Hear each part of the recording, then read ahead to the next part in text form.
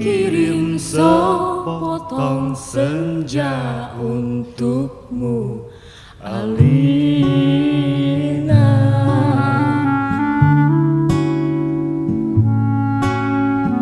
Ku kirim padamu sepotong senja yang lembut,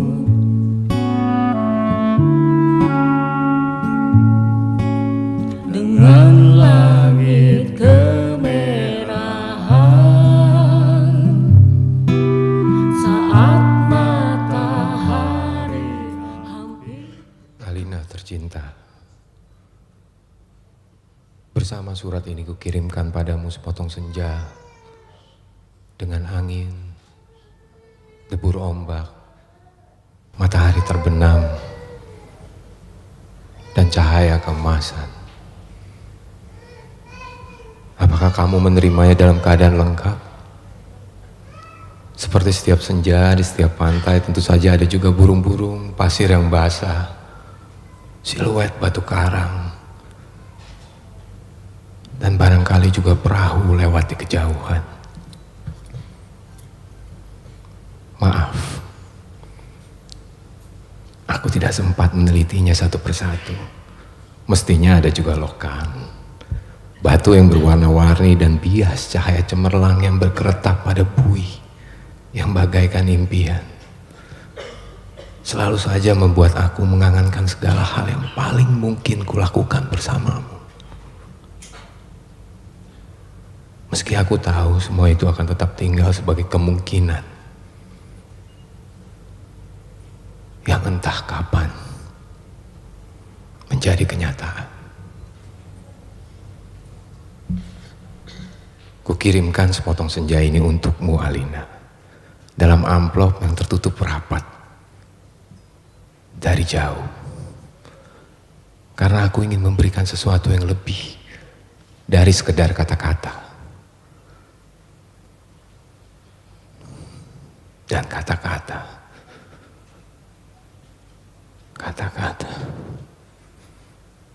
ternyata tidak mengubah apa-apa. Aku tidak akan menambahkan kata-kata yang sudah tak terhitung jumlahnya dalam sejarah kebudayaan manusia, Alina. Untuk apa? Kata-kata tidak ada gunanya dan selalu sia-sia. Lagi pula siapakah yang masih sudi mendengarnya? Di dunia ini semua orang sibuk berkata-kata tanpa pernah mendengar kata-kata orang lain. Mereka berkata-kata tanpa peduli apakah ada orang lain yang mendengarnya. Bahkan mereka juga tidak peduli dengan kata-katanya sendiri. Sebuah dunia yang sudah kelebihan kata-kata tanpa makna. Kata-kata sudah luber dan tidak dibutuhkan lagi. Setiap kata bisa diganti artinya, setiap arti bisa diubah maknanya. Itulah dunia kita, Alina. Kukirimkan sepotong senja untukmu, Alina, bukan kata-kata cinta. Kukirimkan padamu sepotong senja yang lembut dengan langit kemerah-merahan yang nyata dan betul-betul ada dalam keadaan yang sama seperti ketika aku mengambilnya saat matahari hampir tenggelam ke balik cakrawala. Alina yang manis, Alina yang sendu. Akan kuceritakan padamu bagaimana aku mendapatkan senja itu untukmu. Sore itu, aku duduk seorang diri di tepi pantai, memandang dunia yang terdiri dari waktu, memandang bagaimana ruang dan waktu bersekutu, menjelmakan alam itu untuk mataku. Di tepi pantai, di tepi bumi, semesta adalah sapuan warna keemasan dan lautan adalah cairan logam. Meski buih pada debur ombak yang menghempas itu tetap saja putih seperti kapas. Dan langit tetap saja ungu, dan angin tetap saja lembab dan basah, dan pasir tetap saja hangat ketika kususupkan kakiku ke dalamnya. Kemudian tiba-tiba senja dan cahaya gemetar. Keindahan berkutat melawan waktu dan aku tiba-tiba teringat padamu. Barangkali senja ini bagus untukmu. Pikirku, Maka ku potong senja itu sebelum terlambat. Ku kerat pada 4 sisi, lantas ku masukkan dalam saku. Dengan begitu keindahan itu bisa abadi dan aku bisa memberikannya padamu. Setelah itu aku berjalan pulang dengan perasaan senang dan aku tahu kamu akan menyukainya. Karena aku tahu itulah senja yang selalu kamu bayangkan untuk kita. Aku tahu kamu selalu membayangkan hari libur yang panjang, perjalanan yang jauh, dan barangkali sepasang kursi malas pada sepotong senja di sebuah pantai di mana kita akan bercakap-cakap sembari memandang langit sambil berangan-angan, sambil bertanya-tanya apakah semua ini memang benar-benar telah terjadi. Kini, senja itu bisa kamu bawa kemana-mana. Ketika aku meninggalkan pantai itu, kulihat orang-orang datang berbondong-bondong. Ternyata mereka menjadi gempar karena senja telah hilang. Kulihat cakrawala itu berlubang sebesar kartu pos. Alina sayang, semua ini telah terjadi dan kejadiannya akan tetap seperti itu. Aku telah sampai ke mobil. Ketika di antara kerumunan itu kulihat seseorang menunjuk-nunjuk ke arahku. Dia yang mengambil senja itu. Saya lihat dia yang mengambil senja itu. Kulihat orang-orang itu melangkah ke arahku. Melihat gelagat itu aku segera masuk mobil dan tancap gas. Catat nomornya, catat nomornya. Aku melejit ke jalan raya, aku kebut mobilku tanpa perasaan panik. Aku sudah berniat memberikan senja itu untukmu. Dan hanya untukmu saja Alina. Tak seorang pun boleh mengambilnya dariku. Cahaya senja yang kemasan itu berbinar-binar di dalam saku. Aku merasa cemas karena meskipun kaca mobilku gelap, tapi cahaya senja itu tentu cukup terang dilihat dari luar. Dan ternyata cahaya senja itu memang menembus segenap celah dalam mobilku sehingga mobilku itu meluncur dengan cahaya cemerlang ke aspal maupun ke angkasa. Dari radio yang kusetel aku tahu berita tentang hilangnya senja telah tersebar kemana-mana. Dari televisi dalam mobil bahkan kulihat potretku sudah terpampang. Aduh, baru hilang satu senja saja sudah paniknya seperti itu. Apa nggak bisa nunggu besok? Bagaimana kalau setiap orang mengambil senja untuk pacarnya masing-masing? Barangkali memang sudah waktunya dibuat senja tiruan yang bisa dijual di toko-toko, dikemas dalam kantong plastik dan dijual di kaki lima.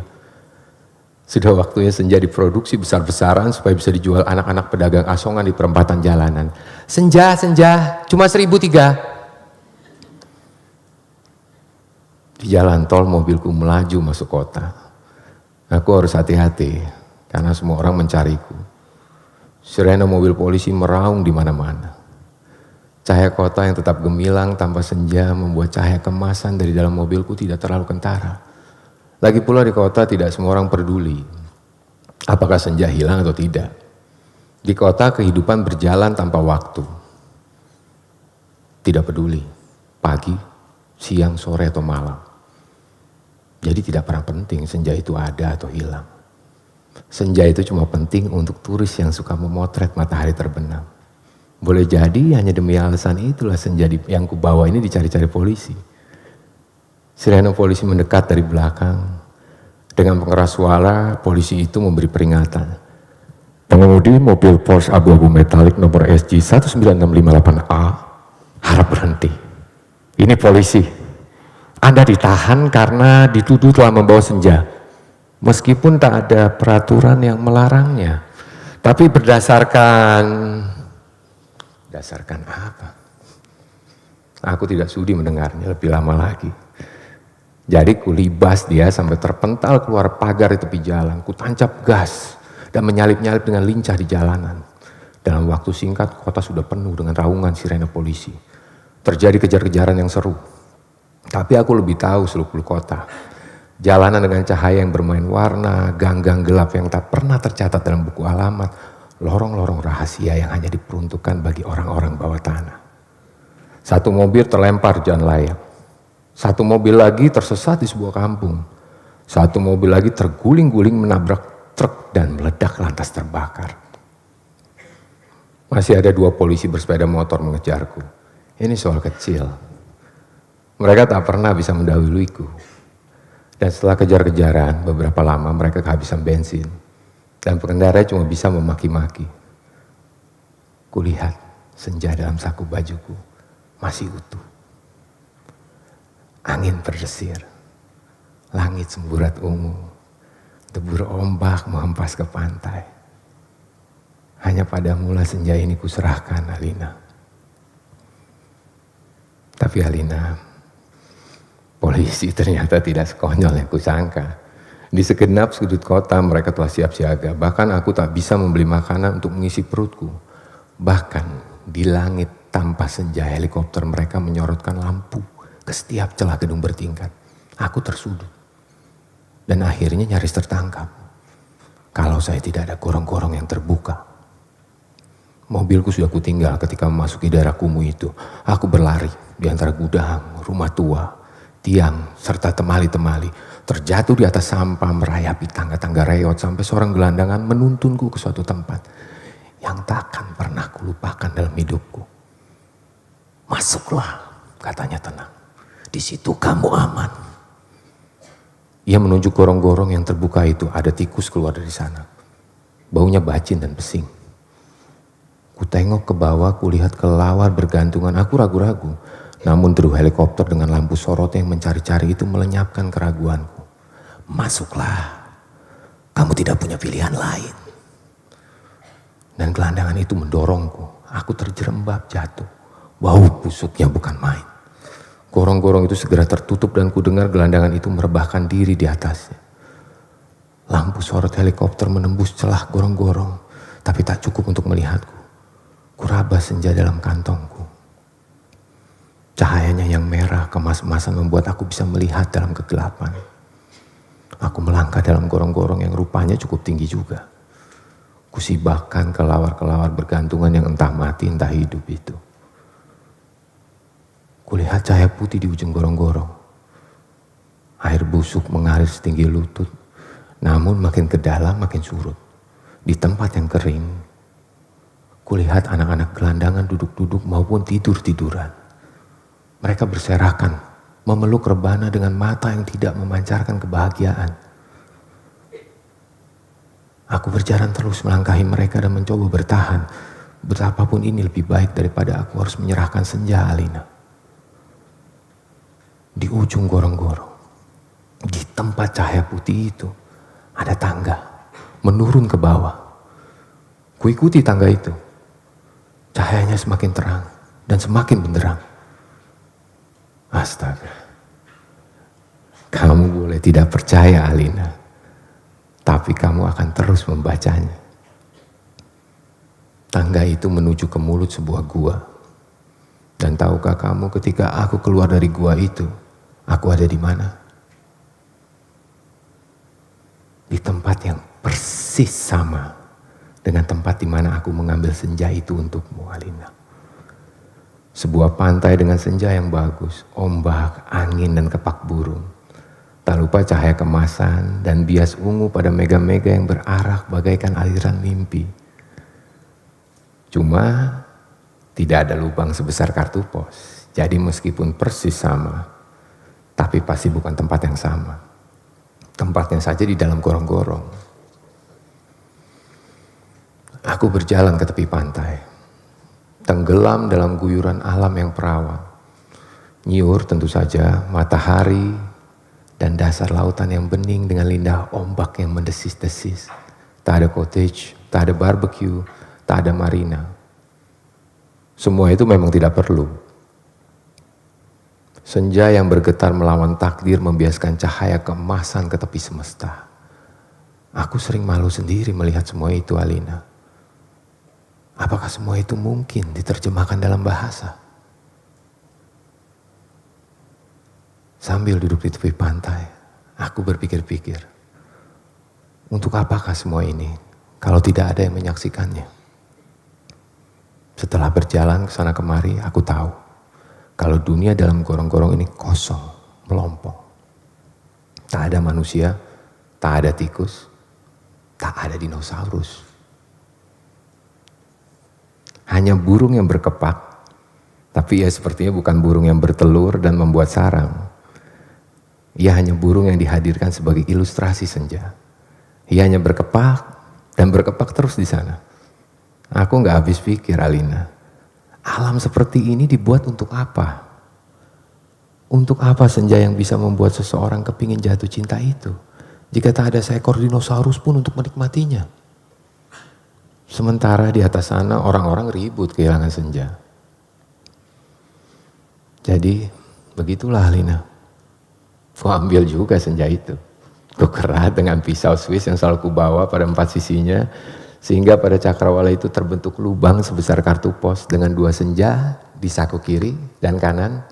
Aku melangkah pulang.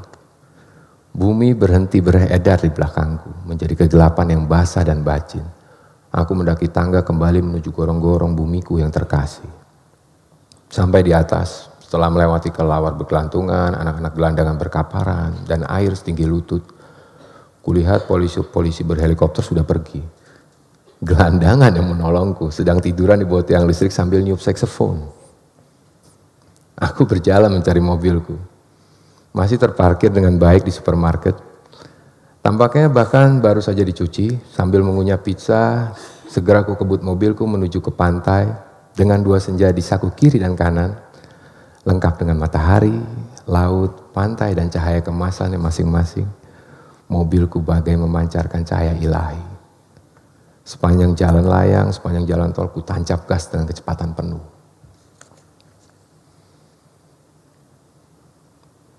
Alina, kekasihku, pacarku, wanitaku. Kamu pasti sudah tahu apa yang telah terjadi kemudian.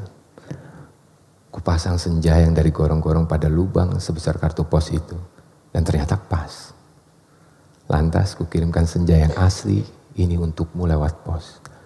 Aku ingin kamu mendapatkan apa yang kulihat pertama kali. Senja dalam arti yang sebenarnya. Bukan semacam senja yang ada di gorong-gorong itu. Kini gorong-gorong itu betul-betul menjadi gelap, Alina. Pada masa yang akan datang. Orang-orang tua akan bercerita pada cucunya tentang kenapa gorong-gorong menjadi gelap.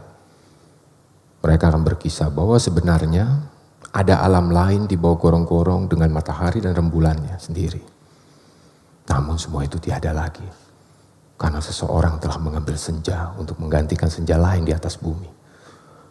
Orang-orang tua itu juga akan bercerita bahwa senja di atas bumi yang asli telah dipotong dan diberikan oleh seseorang kepada pacarnya. Alina yang manis, paling manis, dan akan selalu manis. Terimalah sepotong senja itu hanya untukmu dari seseorang yang ingin membahagiakanmu. Awas. Hati-hati dengan lautan dan matahari itu.